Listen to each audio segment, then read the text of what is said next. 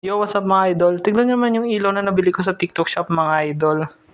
Yan. Mura-mura siya nabili. 200 lang. Yan siya mga idol. Tapos test naman natin sa dilim kung gaano siya kaliwanag. Ito siya pag walang ilaw.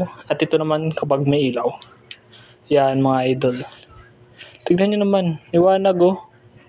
At marami siyang mode. Ito yung unang mode. Ito yung pangalawa. Pangatlo. Apat. Yan, tapos ito yung panglima na may blinking mode pero dandaan. Yan.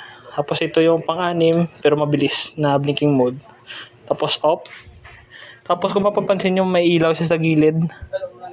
Pati yung switch niya para makita nyo kung saan. Tapos makikita nyo dito kung ilang bars na yung kanyang battery. Kaya kung gusto nyo ito mga idol, click the yellow basket. Nandyan na yung yellow basket. Mag-order na kayo habang meron pa at di kayo mausap.